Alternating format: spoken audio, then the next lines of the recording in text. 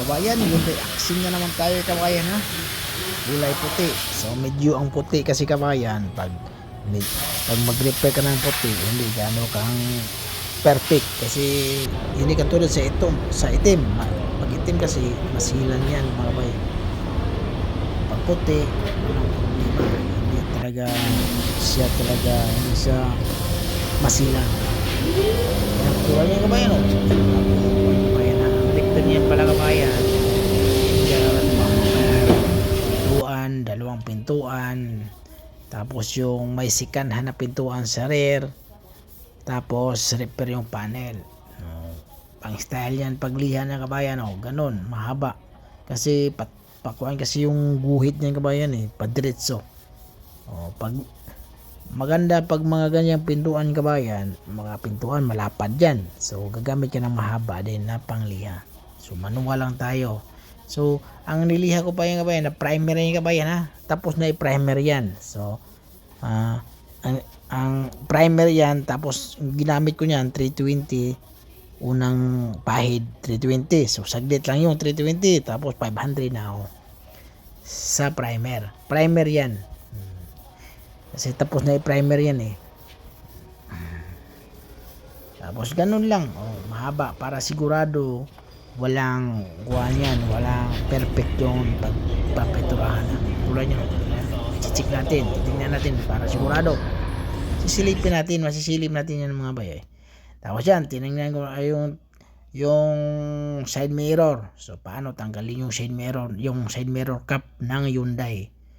So ganun lang kabayan, importante yung sa akin, ginamit ko bakal yan delikado yan. So ang gamitin mo yung plastic ingatan mo baka masira.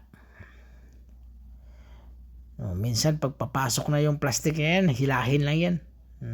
Pero ingatan mo din kasi yung mga clip kasi yan, pag masira yung mga clip, pag ibalik mo hindi na gaano matibay. Mas maganda yung masira kahit isa lang, okay lang yan, isa, dalawa, kasi mayroong apat ata na clip yan humahawak, yun ang humahawak niya, nakaklip lang yan siya, walang tornilyo. Kadalasan naman sa mga sasakyan, yung cap niya sa side mirror, bihira lang yung may tornilyo, yung cap nakaklip lang lahat yan siya. Pag nakakabit yan, yun, tusukin mo lang ng plastic, tapos sabay hilap, biglain mo nun. Pag medyo luma na talaga yung sakyan, masisira yung mga clip. Remedyuhan nyo lang pag ibalik na. Katulad niya kabayan bago yan bago pero sikanhan, bago na sikanhan yan siya. So kailangan pa rin tanggalin natin yung cap kasi para pinturahan. Kasi pag brand new yan sa kabayan, ang mangyayari yung bago lang, yung cap lang. So hindi mo na kailangang tatanggalin kasi bago na yun yung cap lang yung bago yun Pero yan kasi buo yung side mirror niya nabasag. So pinalitan yung buo pero sikanhan nga lang. Yan di ba? Hilahin mo lang pero matibay kabayan. Yun ang sinasabing ingatan natin kasi mabasag din yan lalo na pag taglamig.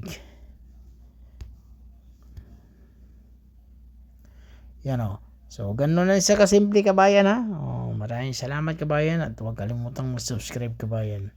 Pero mayroon yung last video niya, nakita natin yung tapos na yung sasakyan.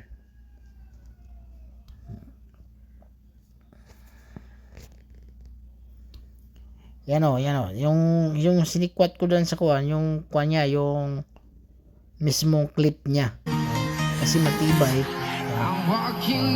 para hindi masira. Mabali yung clip kasi niyan kabayan. I'm getting stronger, step by step.